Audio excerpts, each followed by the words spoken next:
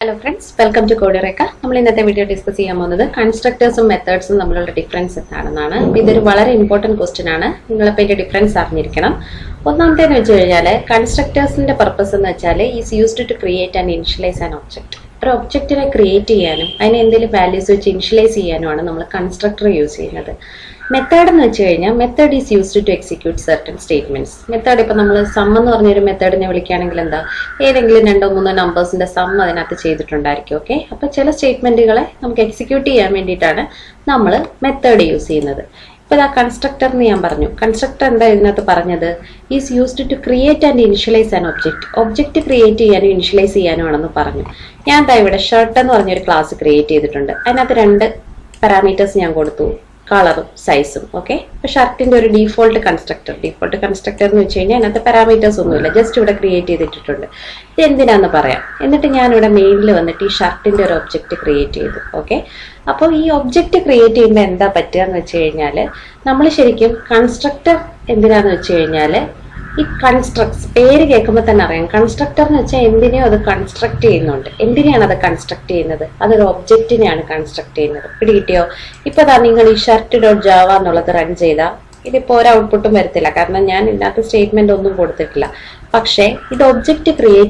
default shirt constructor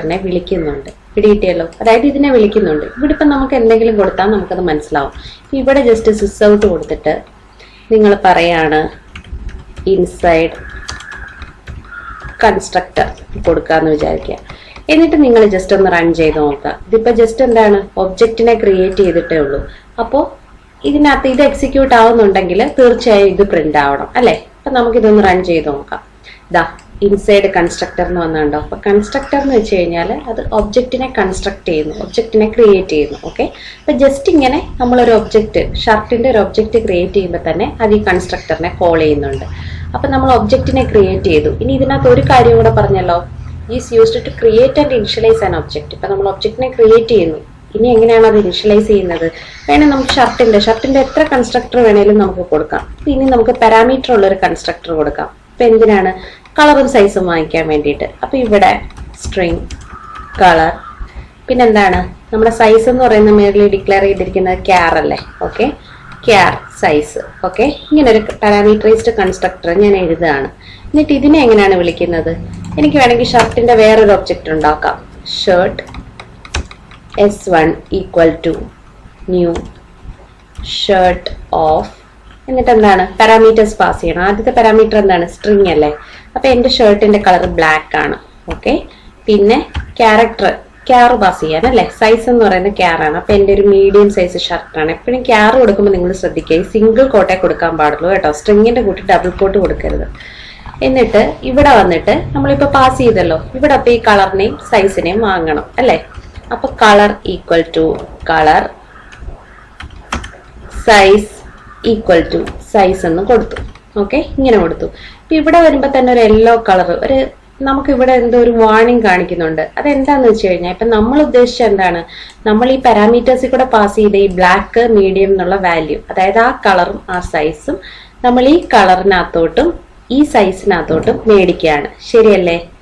ഈ കളറിനകത്തോട്ട് ഈ കളറിനെ വാങ്ങി, പിന്നെ നമ്മൾ ഇവിടെ ഡിക്ലെയർ ചെയ്ത സൈസ് വേരിയബിളിനകത്തോട്ട് ഈ സൈസിനെ വാങ്ങി.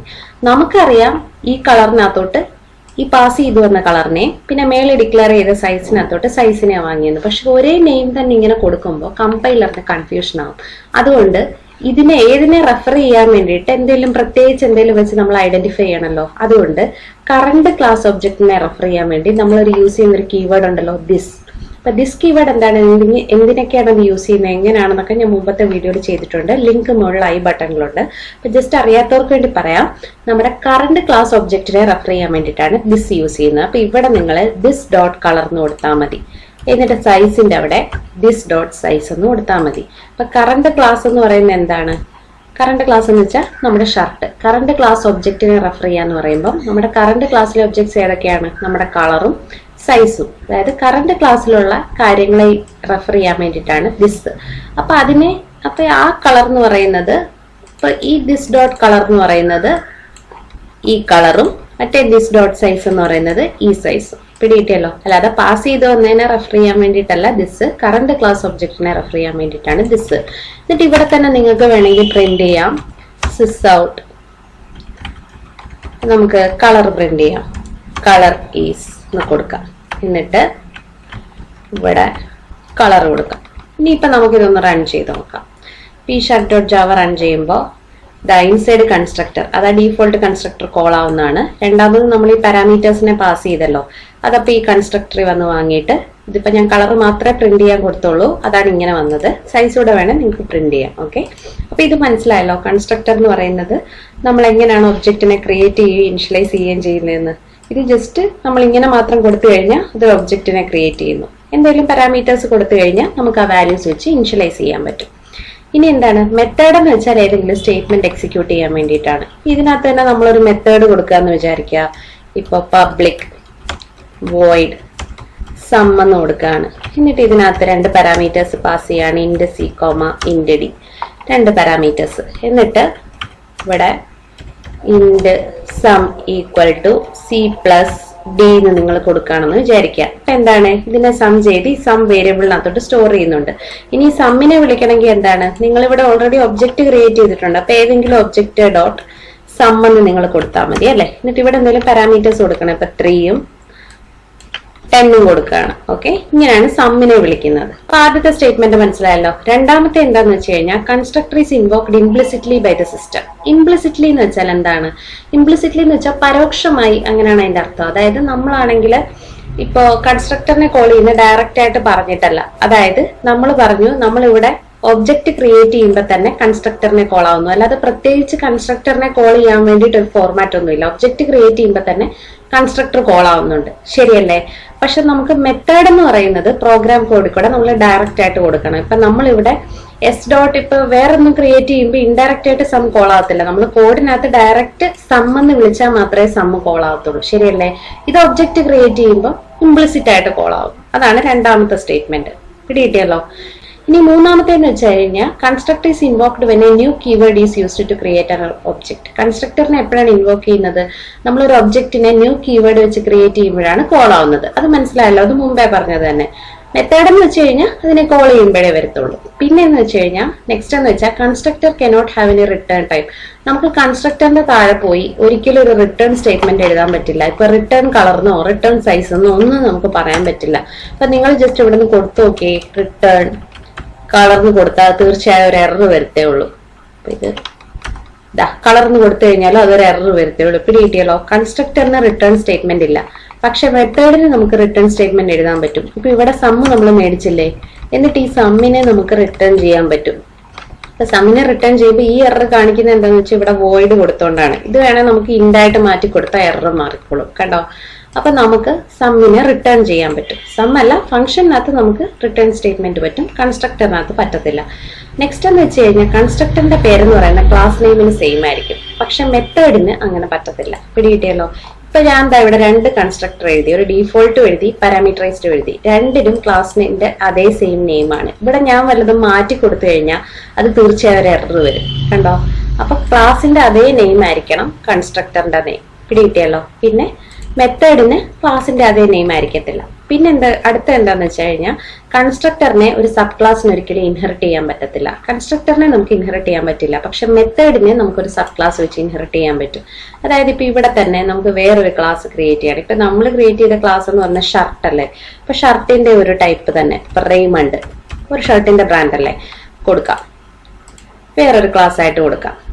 ഇപ്പൊ റെയ്മണ്ട് എന്ന് കൊടുത്തു. ഓക്കെ, എന്നിട്ട് എന്താണ് ഇപ്പൊ ഷർട്ടിന്റെ പ്രോപ്പർട്ടീസ് എല്ലാം ഈ റെയ്മണ്ട് ഷർട്ടിനും ഉണ്ട് അല്ലെ. അപ്പൊ അത് നമ്മൾ വീണ്ടും ഇവിടെ എഴുതണ്ട അതിന്റെ ഇത്. അപ്പൊ നമ്മള് ജസ്റ്റ് എക്സ്റ്റെൻസ് കീവേഡ് കൊടുത്താൽ മതി, എക്സ്റ്റെൻസ് ഷർട്ട്. ഈ ഷർട്ടിനകത്ത് ഞാൻ ആകെ സം എന്ന് പറഞ്ഞൊരു മെത്തേഡേ കൊടുത്തിട്ടുള്ളൂ. ശരിക്കും ഷർട്ടിനകത്ത് സം ചെയ്യേണ്ട യാതൊരു കാര്യമില്ല, ഞാനത് ജസ്റ്റ് കാണിക്കാൻ വേണ്ടി വെച്ചെന്നേ ഉള്ളൂ. അപ്പൊ നമുക്ക് വേണമെങ്കിൽ ഈ സം മാറ്റിയിട്ട് വേറെ എന്തെങ്കിലും കൊടുക്കാം. അപ്പൊ മെത്തേഡ് കാണിക്കാൻ വേണ്ടിയിട്ട് ഞാനിപ്പോ ഇത് ജസ്റ്റ് കളയാണ്. ഇപ്പൊ ഷർട്ട് അല്ലേ, അപ്പം സം എന്ന് കൊടുക്കുമ്പോൾ ഒരു സെൻസ് ഇല്ല. അപ്പൊ നമുക്ക് വേറെ എന്തെങ്കിലും ഒരു മെത്തേഡ് കൊടുക്കാം. ഇപ്പൊ പബ്ലിക് വോയിഡ് ഹാസ് കോളർ. ഷർട്ടിന് എന്തായാലും കോളർ കാണുമല്ലോ. ഓക്കെ, ഇത് കളർ എന്നായി, COLLAR, ഇതാണ് ഹാസ് കോളർ. ഓക്കെ, ഇത് കൊടുക്കാണ് സിസ് ഔട്ട് ഹാസ് കോളർ എന്ന് കൊടുക്കുകയാണ്. ഓക്കെ, ഈ മെത്തേഡ് ഇപ്പോൾ ഒരു സെൻസ് വരുന്നുണ്ട്. മറ്റേ സമ്മെന്ന് കൊടുക്കുമ്പോൾ ഒരു സെൻസ് ഇല്ല. അപ്പം നമുക്കിപ്പോൾ ഇത് വേണം എന്ന് വിചാരിക്കാം. ഇപ്പം ഇവിടെ എന്താ എറർ വരുന്നതെന്ന് വെച്ചാൽ ഇവിടെ മുമ്പേ ഞാൻ സം വിളിച്ചില്ലേ, അതുകൊണ്ടാണ്. ഇപ്പം സം മെത്തേഡ് ഞാൻ കളഞ്ഞല്ലോ. ഇനി റെയ്മണ്ടിനകത്ത് വന്നിട്ട് ഇപ്പം എന്തായാലും എൻ്റെ ഷർട്ടിന് കോളർ ഉണ്ട്. അപ്പം വീണ്ടും ഞാൻ ആ മെത്തേഡ് ഇവിടെ എഴുതേണ്ട കാര്യമില്ല. അപ്പം ജസ്റ്റ് ഇവിടെ ഈ റെയ്മണ്ടിന്റെ ഒരു ഒബ്ജക്റ്റ് ക്രിയേറ്റ് ചെയ്താൽ മതി. Raymond r equal to new Raymond എന്ന് കൊടുത്താൽ മതി. എന്നിട്ട് ജസ്റ്റ് സാധാ വിളിക്കുന്നോണം തന്നെ ഒബ്ജക്റ്റ് ക്രിയേറ്റ് ചെയ്തിട്ട് ആ മെത്തേഡിനെ വിളിച്ചാൽ മതി. എന്താണ്? Has collar. അപ്പൊ അത് പ്രിന്റ് ആയിക്കോളും. ഓക്കെ, നമുക്കിതൊന്ന് റൺ ചെയ്ത് നോക്കാം. ഇപ്പൊ റെയ്മണ്ട് ഡോട്ട് ജാവ അല്ലേ, അപ്പൊ അതിനെ നമ്മൾ റൺ ചെയ്യുമ്പോൾ ഹാസ് കോളർ എന്ന് വന്നു. ഓക്കെ, അപ്പോൾ നമുക്ക് എന്താണ് ലാസ്റ്റ് പറഞ്ഞ പാരാമീറ്റർ, മെത്തേഡിനെ ഒരു സബ് ക്ലാസ്സിന് ഇൻഹെറിറ്റ് ചെയ്യാൻ പറ്റുമെന്നല്ലേ. അതാണ് മെത്തേഡിന്റെ പ്രത്യേകത.